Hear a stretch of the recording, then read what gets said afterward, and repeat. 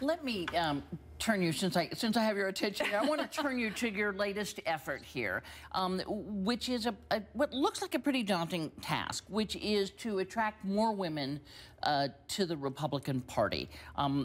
This has been not for married women, because married white women tend to vote Republican and did vote heavily for Romney. But single women, minority women have been repelled by the Republican Party. Why, and how do you fix it?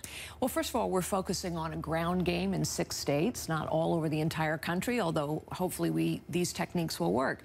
But we're taking it on now because, frankly, a lot of women, me included, are sick of the war on women. And we saw it in spades on Monday after the Hobby Lobby case, which, you know, the women of Hobby Lobby had access to contraception through their company insurance plan before Obamacare. They have access to contraception free, 16 forms of it after this ruling. But somehow, you know, this is the long arm of business in the Republican Party reaching into the body of women. It's ridiculous. I am reminded I brought a prop. My husband and I were having Chinese food the other day, and I opened my fortune cookie. And here's what my fortune said.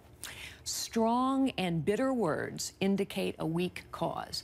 And that's exactly right. The war on women is shameless, baseless propaganda. There's no fact to it, but it's worked because it scared women to death. Enough.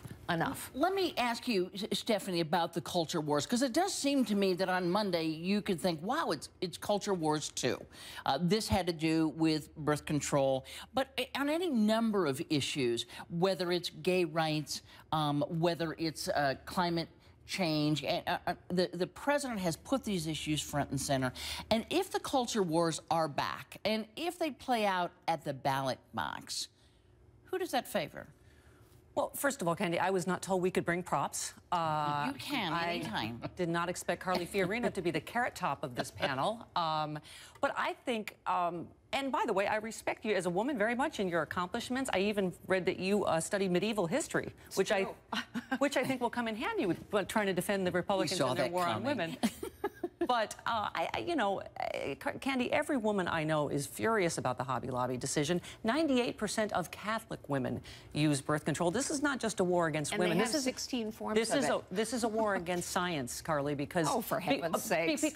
Because these religious, you know, people believe certain drugs cause abortion. Doctors and scientists say they do not. So they actually prevent implantation. They prevent abortion. So now we should mandate 20 forms of contraception for free. For free, that's what they get, and need it for endometriosis. How do you say you're small government and get the government involved in those personal decisions between a woman and her doctor? This is crazy to me. Your arguments are so counterfactual. 20 forms of birth control. This is already open. 20 forms of birth control are mandated, by the way, not by Obamacare. They're mandated by some HHS bureaucrats who go into the basement and write a regulation after Obamacare passes, and they decide, elected by no one, accountable to no one, they decide 20 forms of birth control have to be offered for free. Let me try to get the gentleman Judge Ginsburg in here. was absolutely right. Judge Ginsburg was making a political statement, not a legal statement. Probably.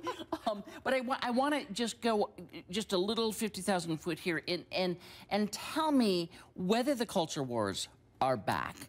And how do you frame, let's just take the birth control issue in the Supreme Court decision. Which was about religious liberty, well, I think that religious liberty and Obamacare is how the Republicans go at it, and the war on women is how Democrats go at it. Well, I think, and there's also a kind of touching on my earlier point, there's a constitutional overreach, which is that Obamacare comes in and undermines the ability of, and that's what the court ruled, that this was a constitutional overreach, and it continues to be, not just this, but this entire administration continues to think that these issues are such. But when it comes to your question, is this a culture war? I think Carly pointed it out earlier. The House has passed over 100 bills to the Senate that deal with job creation, regulation, things. That's what our focus has been. The #1 focus of the American people has been jobs and the economy.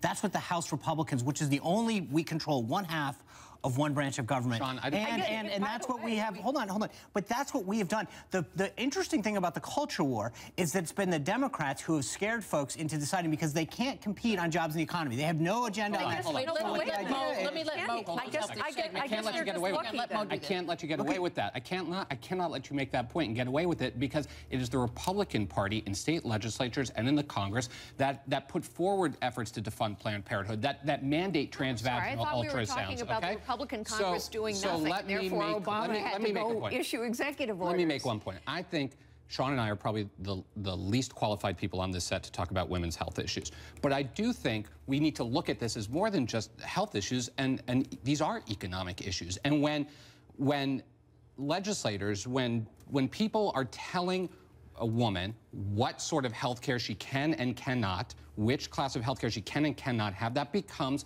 a economic issue. When Republicans, hold on. Hold on a second. Well, finish up because I got to take a break here. When Republicans are standing in the way of equal pay for women, that's an economic issue. There's an economic agenda here that I think is. You guys are a one-trick pony. Everything is about scaring women. You cannot win an election without scaring. We're going to carry on this conversation during the break.